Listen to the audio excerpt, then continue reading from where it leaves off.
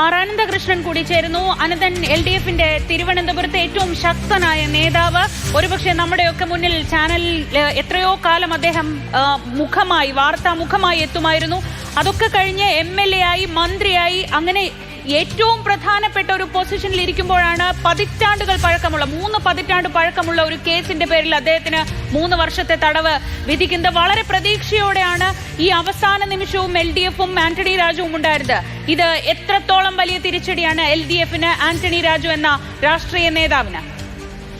Sreeja, Thiruvananthapuram assembly മണ്ഡലത്തിൽ MLA ആയിരുന്ന ആന്റണി രാജു ഇത്തവണയും മത്സരരംഗത്തേക്ക് വരാൻ അതിയായി ആഗ്രഹിച്ചിരുന്നു. അതുകൊണ്ട് തന്നെയാണ് തനിക്ക് തന്റെ രാഷ്ട്രീയ ജീവിതത്തിനെ തന്നെ അവസാനിപ്പിക്കാൻ ശേഷിയുള്ള കോടതി വിധിയെ മറികടക്കാൻ വേണ്ടി എല്ലാ നിയമ സാധ്യതകളും ആന്റണി രാജു പരിശോധിച്ചത്. അതുമായി ബന്ധപ്പെട്ടാണ് ഹൈക്കോടതിയിൽ വളരെ വേഗത്തിൽ അപ്പീലുമായി പോവുകയും അത് ഹൈക്കോടതിയിൽ വളരെ വേഗത്തിൽ അത് പരിഗണിക്കപ്പെടാനുള്ള സമ്മർദ്ദ തന്ത്രങ്ങളൊക്കെ പ്രയോഗിക്കുകയും ചെയ്തത്.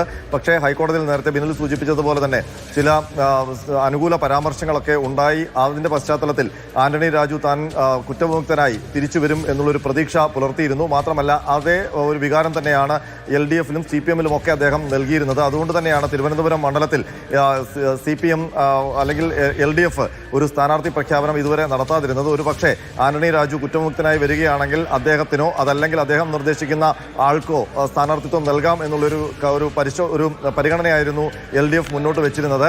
ഏതായാലും ആന്റണി രാജുവിന് ഇനി അവിടെ മത്സരിക്കാൻ കഴിയില്ല എന്ന് ഉറപ്പായി കഴിഞ്ഞു. അദ്ദേഹം നിലവിൽ നിയമസഭാ അംഗത്വം അസാധുവാക്കപ്പെട്ട നിലയിലുള്ള വ്യക്തിത്വമാണ്. അതുകൊണ്ട് തന്നെ മാത്രമല്ല ഈ ശിക്ഷ നിലനിൽക്കുന്നത് കൊണ്ട് തന്നെ അദ്ദേഹത്തിന് അസംബ്ലി തെരഞ്ഞെടുപ്പിൽ മത്സരിക്കാൻ കഴിയില്ല.